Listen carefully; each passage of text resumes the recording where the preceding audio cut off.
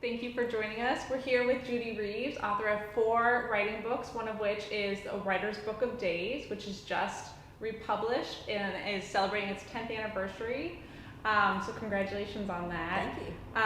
And it was named one of the hottest writing books by Writer's Digest, which is very exciting. Congratulations and thank you for being here. Thank you. It's good to be here.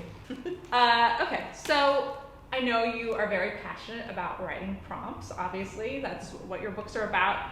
Tell me why you think writing from a prompt is better than just sitting down and thinking about what am I going to write today?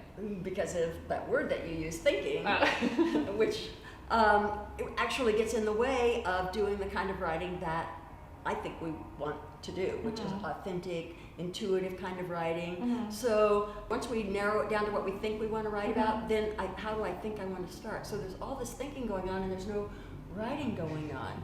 Sometimes in my groups, in my classes and in my groups, I draw a big circle like that and I write think in the middle and I draw a line through it. No thinking.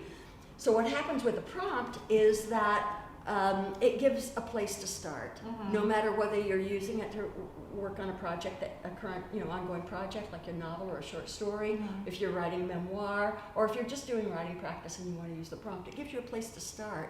Sometimes people start on a prompt and they don't keep going on the prompt. So the prompt is really a way to get the pen moving. And sometimes it will take you to surprising places that you didn't know you wanted to go. But they really work because it gets the pen moving.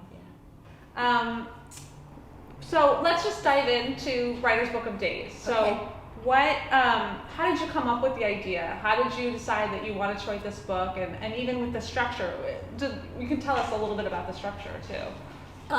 Writer's Book of Days came out of writing practice groups that I do, where we work with a prompt and everybody writes together from the same prompt. So I knew I wanted to present the prompts. And one of the things that I know about writers is that it's damned hard to find the time to sit down and write because there's so many other things that we have to do, right?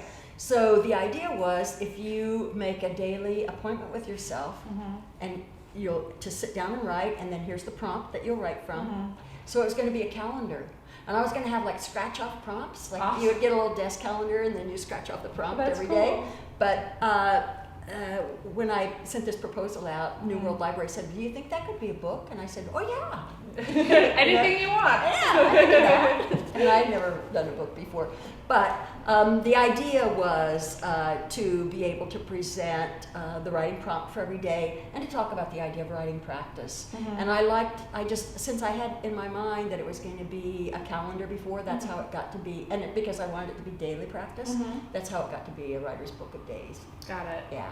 Maybe for the 20th anniversary we can do the calendar. I would I'm buy going to do that a calendar next. I'm going to do a calendar for 2012. Awesome. It'll be on my website. I will buy that calendar. Okay. How did you come up with the prompts that were, so you have 365 prompts. Plus, yeah. That's amazing. And new ones for really? the new book. Yeah, they're all new. So how do you come up with those? In a book, you'll come across a line that's just kind of evocative. So that would be a prompt.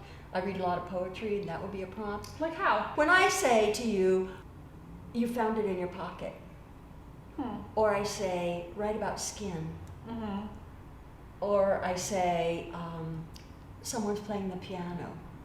Each of those is evocative, I hope, and what my experience has been is that it's evocative because the person who's reading that prompt gets an image in their mind, a picture of something, and right away they have a place to start, and so that's how the prompts work. Because when I say to you, "Write about red shoes," didn't you get a picture of red shoes in your mind? Cowboy boots are patent leather. It was more like Judy Garland's. Oh yeah, a lot of people do that one. Yeah, it's the theater in me. And you know what? That's what doesn't make a good prompt if it's so familiar that everybody gets the same image. So you can't use proverbs or proverbial kinds of that kind of stuff or cliches because they're just too familiar. Do you know of anyone that's published any work that they've written that was prompted from something? Really? Yeah. Several. So many people, because I've been doing this since 1993. I'm 17 years into doing writing practice groups with prompts this way, and over time, many people they use the prompts to write about their own lives. Mm-hmm. And some people use the prompts to write fiction. There have been essays, there have been articles, there have been short stories published from these practice sessions. Yeah. So what is something that you really feel passionately about when it comes to writing? I love writing community. Mm-hmm. That I'm passionate about that too. What would you say creates a really good writing community? Support for one another, wanting the best for everybody else who's in that group. Mm-hmm. Yeah. And being excited about it. When somebody else doesn't have the confidence for somebody to come along and say, yeah, I love that you did this story, or, Mm-hmm. you use that word really well. Sometimes, Yeah. it's the best thing you can hear all day.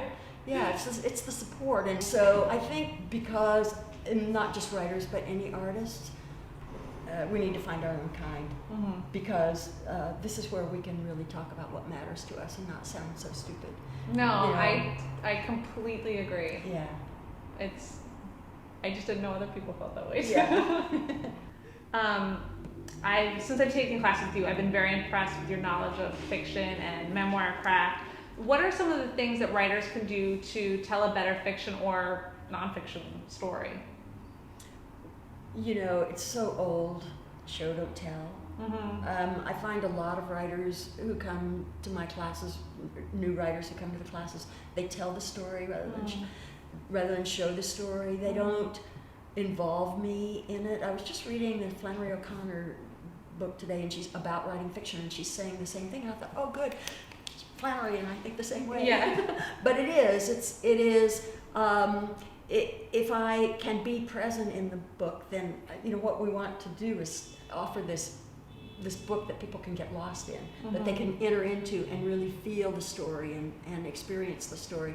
And so if you show, then they're able to do that because they're able to feel the rain on their own face. Mm-hmm. They're able to smell the coffee brewing. They're able to see what somebody looks like, rather than being told how to feel. Mm-hmm. I quit, Joan said angrily, but I would rather see Joan, stand up, throw her papers down and say, I quit, and stomp out of the room. Mm-hmm. That's involving me in the story, rather than saying she said it angrily. Mm-hmm. Because when we use words like that, those abstract words, then the reader has to go out of the story and into her own brain to find out angrily, what does that look like? I don't know. I mean, it happens just like that, so you don't really know. But there is that nano moment of leaving the story, then you have to bring them back into the story again. And so that's show don't tell, definitely. Write the truth. I don't know which one of those goes first. Write the truth. How do you write the truth? A friend of mine just asked me to read the first 5 pages of her novel, and she had this character, and he was this way here and he was this way there, and he was inconsistent. And I said, well, what does he want? Did you ever ask him what he wants? Why is he riding that bus? Why isn't he driving? And it's like asking questions of the characters, asking questions of the story to find out for the writer what the truth of it is. That's not all going to go on the page, but I'm teaching now, aren't I? I just started doing that. I just kind of fell into this whole I know, but I'm with you. But it's these kinds of things, to find the truth. What is not just what motivates a character, but what is it really that they want? What do they care about? And so you ask them. You write outside the story to find out these things. And would that be journaling? Or it would be in your writer's notebook. It could be in your journal. Yeah. But the thing is, you ask questions that won't necessarily go into the novel, but will have this, you'll have this context that they're coming from. So the things that you're writing will have that truth. I feel like I've been in a class with you just now. What is a class with you like? So if I'm teaching a craft class, I'll talk a lot about the kinds of things that we just talked about. I'll talk about writing from the senses, show, don't tell, the importance of the detail, the telling detail, and I'll use examples of other writers whose work are like, oh, this is such a great example of how you do this. So I'll read those and almost always have exercises. Okay, now we've talked about this, we've talked about that, now you do this, and then they read it aloud and get feedback, which is different than a reading critique group. Mm-hmm. So, but just on that raw stuff, giving feedback on that, Mm-hmm. just what's memorable, what were you curious about, you know, what worked, what Velcro words, I think is what Sheila Bender calls them, Velcro words. Uh-huh. So that would be a craft class. I have another class it's a workshop. Mm-hmm. So we're going to do reading critique. Yeah. But once again, it's never criticism. Right. It's critique, which is so different. Mm-hmm. When people say, "Oh, be brutal with me," you know, rip it to shreds, I don't think that's really what they really want. Is for you to say, "Oh, honey, this is so good." Right. You know, send this to the New Yorker. This is great. I don't think that serves a writer to do that. You know, we don't need to be brutal. We need to be honest, but we need to be kind, I think, and very thoughtful. And that's why so much of my critique is really asking questions. Yeah. I can't wait to take a class with you. I hope you come back very soon and visit with us and teach us. And thank you so much for taking the time to answer all these questions, and I don't know, it's really exciting to hear. I really am inspired, and I'm going to try to take your book and really make this year about trying to do a writing prompt every day. So I really appreciate it. Good. Thank you.